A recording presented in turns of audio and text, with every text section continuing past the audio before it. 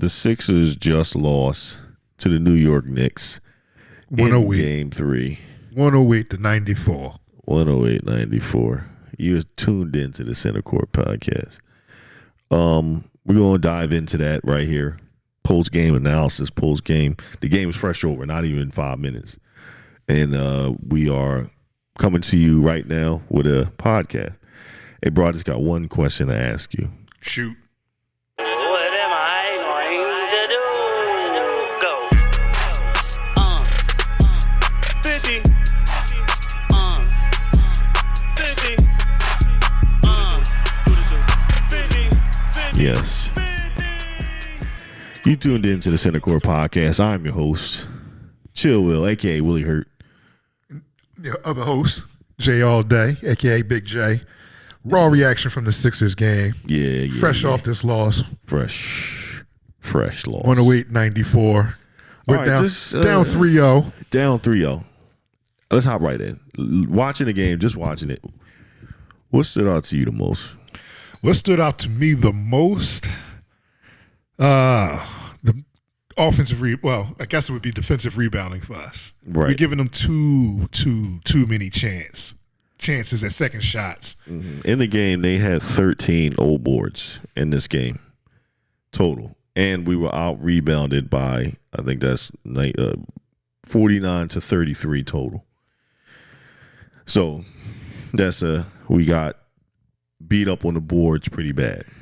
Yeah, you give them those second chances. You play tough defense. You get them late in the shot clock.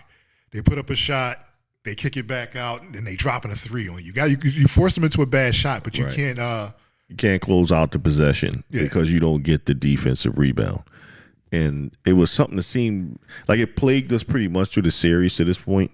Yeah, It's just one of the things that I saw in the game that bothered me. yeah, and this is not new. Like we had this is problem through the age-old Boston problem. series.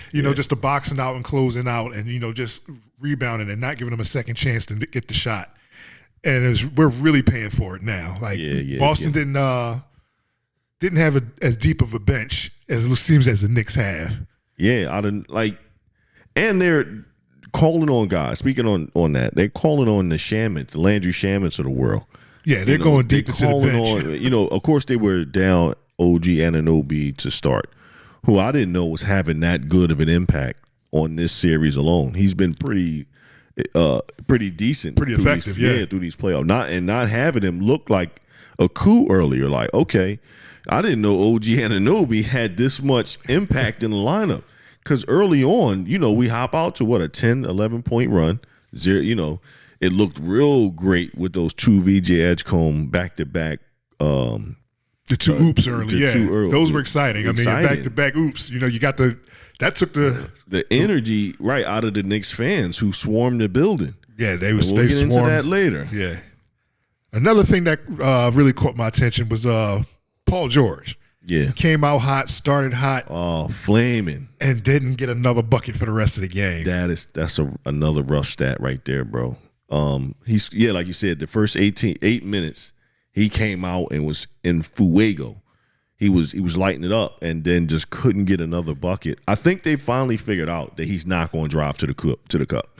I think they finally got the heads up that he going to do everything to get off either a quick shot or he going to drive, isolate and drive. Isolate and try to take that midi, take the middies. He's not getting to the cup.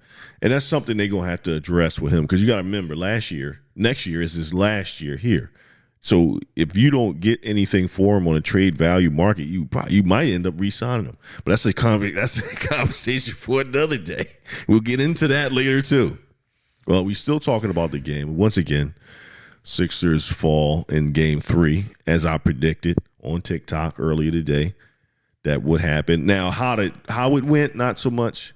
But what stood out to me was that the bench scoring. Right, this lineup is extremely tight to 6, and it's usually 6 guys, and whoever it's the starting 5, and whoever plays next to Grimes off the bench, and it's usually one person. And in this series, he's since the playoffs have started, we haven't seen Edwards, we haven't seen anyone else We've seen some Bona. We're finally seeing some Barlow. Yeah, but we haven't seen anybody do anything significant with the minutes that they have been given in the playoffs, except pretty much Quentin Grimes. Right, but Grimes you're going to see in every game, no doubt. Yes, but it's only one pair past Grimes normally, and he's like shuffling in and out different people that's not Quentin Grimes. You understand? From the bench. And tonight it was Barlow. You got some minutes from Bona, and for some reason we got Drummond early, and then he taped him to the bench late. Yeah, Drummond got 4 minutes early in the first half, and then we didn't see him for the rest of the contest. He got subbed out for Barlow, I think, or was it? It was Bona first. Yeah, he got subbed out for Bona. Bona got attacked. Right.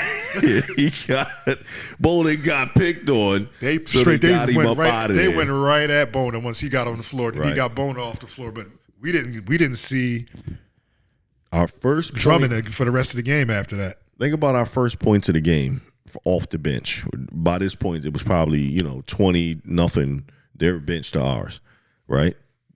That three by Grimes was the first. This was in the second half. You understand? This team is going to have to address the depth. I think your starting lineup is good. If you were to keep it the same moving forward, I think it's decent. You need two players past Quentin Grimes, and it can't be a Dembona. And I'm starting to think, and I've said this before, that the Andre Drummond experiment might be over. Yeah, I think we might be at the end of that road. But we'll touch on that later also. That's three things that we got to later on. But just looking at your bench points, you got 6 from Grimes, you got 2 from Barlow. Right. And you got 3 from Warford, but I think that was way at the end of the garbage minutes. So you really only got 8 points from your bench this game. And I think it was good how we started. And you're not going. And how long do you think you're going to go in the playoffs with 6 players? Let's just be honest. Well, our starting lineup and Quentin Grimes. Now, if you count one person, if it's Drummond, Bona, Barlow, I think I count them all as one person because they never played, like you said, more than a few minutes. True. Barlow played 12, and his only points came in a transition dunk that I thought he was late for. You're not getting no juice in that second lineup, none. No, and then we went over to our playoff lineup early, with our predictions for the playoffs at the beginning, and it's just like, we were trying to figure out, who was going to be the contributors from the bench, and it's like, yeah, you didn't get much, and you're not getting much. So they are projecting them worse than what we projected. Like, I thought we would at least be getting quality minutes out of Drummond. So you're seeing the weaknesses and you're seeing some of the flaws in your team our team getting exposed. So it's like, you're really going to see some things shaking up in this offseason, but you're going to really have to improve this bench. Like, the bench is a major concern right now, bro. We got Landry Shamet coming off the bench, dropping threes. You know what I'm saying? Landry Shamet, we drafted and traded. Who we drafted and traded. Then you watch McBride get in, start. He didn't do much, but then you watch Bridges cooking you. Who you drafted and traded. Who you drafted and traded. Like, starting to recognize a pattern here. You know what I'm saying? And what did we get in return for Mikal Bridges? Another first rounder and a player who's not even on the team anymore. And we took that kid in the first round too. Like, this is, anyway, that's another subject down the line. But we speak it on the bench, so it kind of tracks. But, imagine you had Bridges on this team now. He'd probably be a starter for you at this point. Landry Shamet, if you developed him, he's obviously a bench player. He's contributing for them off the bench. Right? So these are 2 players that you had in your in-house, but they're contributing for another playoff team as we speak. They both of them directly hurt you in this game. So depth, yes, is a question you're gonna have. Me personally, there were some things that I thought about earlier, and I was kind of taking a peek around at the free agent market for next year. And there was one name that stood out to me, and it was DeAndre Ayton. And I know what you're thinking, but hold your horses. Okay, go ahead, shoot. If you could give his minutes. If you could give the minutes to DeAndre Ayton from Drummond, Bona, I think you have something there. And I'll throw in the minutes for Quentin Grimes also. So to me, it makes sense. And here's how it tracks. You can go two ways with Embiid moving forward. Okay. Either what you got? Keep him at the 5 and you get a stretch 4 who can defend and rebound. They're not a dime a dozen. You have to really scout to get this person. Or you bring in DeAndre Ayton and make him the 5 and turn Embiid into the permanent 4. And make DeAndre Ayton do the dirty work as far as in the post. And make sure Embiid. Do you really have to say Embiid is the 4 at that point, or you just make him do stretch 5 responsibilities at that point and just still let Ayton do the dirty work at that point? You could make him a stretch 5. That's the thing. It's you're able to morph. You know what I mean? He'll get enough starts here because Embiid don't play a lot of games anyway. True. So even if you sign him to $11, $12 million contract, right? He'll get a lot of spot starts. And then you just go him, George, Oubre, Maxey, and Edgecombe. And that's the starting lineup you have now. Now, what do you do as far as your bench? Because I would say if you're trading in Quentin Grimes and Drummond, I would say the kid out of Denver, I can't remember this kid's name. I did some research on it. There's a kid out of Denver. I thought he was a stretch 4 kind of player. He subbed in for Jokic when he was out and did pretty well, you know. That's a play, just a wingy forward kind of guy. You know what I mean? And plug him into the lineup. It stretches down the bench now. You know what I mean? And you probably need 2 more guys if you want to compete in the East. As deep as the Knicks are, look like the Pistons are pretty deep. Yeah, I would definitely like to see somebody more physical down in the paint that can really go down there and really fight for the rebounds and really, put some work in down there. You can get Embiid down there. He can get somebody on the block, and, he can put him in the mix. But somebody that actually, like you said, can really go down there and do the dirty work. Go down there and get that board. You know what I mean? Get it back, kick it back out. Use it tonight. Take it back up strong. Like, right. Or, like you said, we could have used that tonight. Yeah. Because, when you get a game and Kelly Oubre is your top scorer, I don't know how many of those games we're going to win. It's not going to be a lot. And this is like a 2.5 point. The Knicks did a decent job of wrapping up Maxey in this game. Yeah, I was about to ask you about that. So how do you feel about the defense that they've been playing to minimize Maxey, like his touches and his effectiveness? Like they making him go all the way around down the street around them screens just to get going downhill.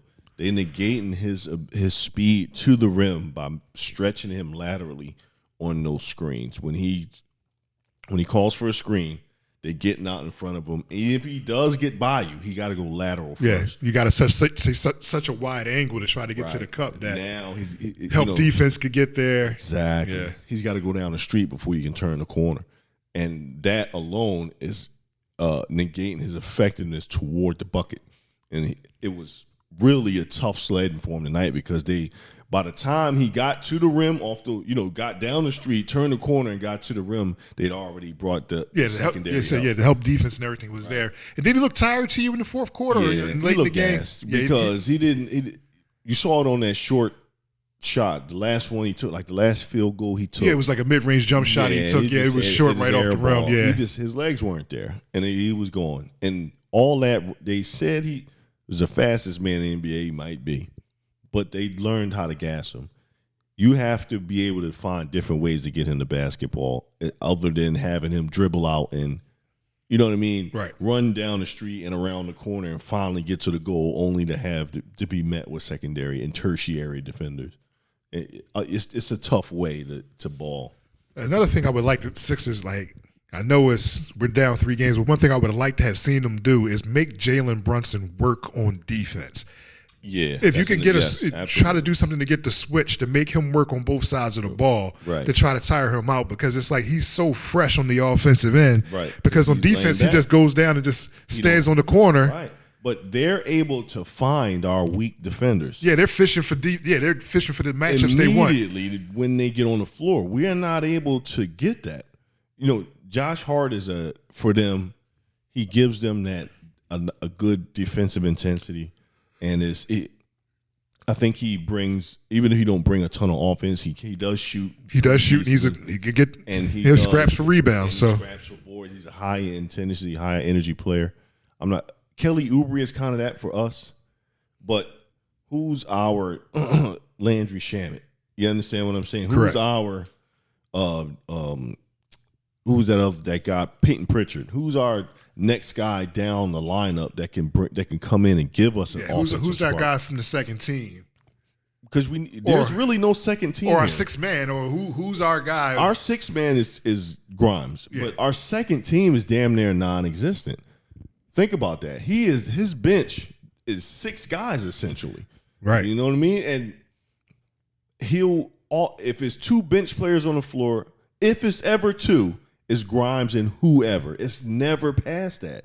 You understand what I'm saying? Yeah, we usually just get Grimes, Bona, and maybe Drummond. You might get a Barlow sighting. We had an Edwards sighting last series, but not in this series. Yeah, you're not getting. Our 6th man is solidified, but our second team is not there. You're gonna have to improve that and that's where you're gonna have to do your improvement in the offseason. You have to get it deeper. I got a question for you, Will. Shoot, bro. So let's say the brooms come out. This is the end of our season on Sunday. Okay. Let's not. All right, go ahead. I talked to Shiz. All right. Shiz said it might be time to move the big fella this offseason. Now, for our listeners, Shiz is my brother, but in revisionist history, okay, when the Ben Simmons thing was going down, my brother was the first one to call it. He said, get Ben Simmons out of here now and pull somebody in like Zach LaVine. He called it 3 years, 2 seasons early. I'll give him 2. I think it was 2. He was the first one to call it. We held on to it. We brought it to the summer mixtape. I was in one summer too long. One summer mixtape too long I was in. I was never like, yeah, it took me longer to get off the ship. I'll admit that. Yeah, so we stayed on the Ben Simmons ship longer. Now, this is a hard one. This is a hard one to call. It's hard to swallow. Right. Do you think in this offseason, if they can, what is that the move to make? Getting rid of Embiid. It probably is the move if you really think about it. If they want to move to the style of play that we saw in Game 2, you need a deeper team. Embiid might not get you a superstar, but he might get you 3 or 4. 2 athletic bigs, one that's a rim protector, somebody that can rebound. I don't know if you're going to get picks for him, but you might can turn him into 2 or 3 serviceable players. That's probably what the best you're going to get at this point. And if you have, you're going to have to do something, because either way, his contract is going to expire after the end of next year. So you're going to have to do something. You're stuck with him and Paul George through next year. And if you can't move him before this trade deadline that's coming up, you're pretty much going to let the contracts expire, or you're going to re-sign them. It's one or the other. Now, I don't know if I would re-sign Embiid. Not that I don't love him. It's just that he's a shell of what he was before. Even one season ago, I think it was a mistake for him to play in the Olympics, and that kind of sealed his time, because he got hurt toward the end of the year. Yeah, then he went and played the Olympics, and then he was shot for the beginning of the season. And he ain't been right since. Right. And it's even in early all season, like them being out of the playoffs, like say they lose the next game, they out of the playoffs. Even a whole offseason, does that help him? Does he not need like a knee brace? He'll never be that guy again. You know what I mean? Yeah. It's just another season on those knees. So yeah, just another season on those knees. So, yes, it might be time to trade him. The question is, what do you get in return? Because first-round picks is off the table now, more than likely. So you have to get a mix. So maybe you can get a player, a superstar, maybe. I don't know. I don't know what Embiid's value is out on the market now, given how injured he is and what you're going to get in return. Right. Would a superstar team take him? A team that's like 1 player away, 2 players away, and they could maybe make a run. And so you trade for Embiid on a low thing. You know what I'm saying? Maybe clear some cap space. The Sixers, give up. That team might give up a pick. It's a late rounder. You know what I mean? Yeah, but you really got to target the player you want that really fits what you're trying to do. Maybe you get a young player. Maybe you get a first round pick. But it's a good team. Yeah, because just even watching this game tonight, like there's no rim protection, like at all. These guys, at all. Brunson's getting easy lays and floaters, and he was doing spectacular off one leg layup. Like he's doing wild shit. Yeah, and it's like okay, I didn't honestly think that Brunson had this type of bag as far as offense, and he plays such a slow burn game. His game, you don't know he scored 30 until the end of the game. It's like, oh shit, he put up 30, and it's like,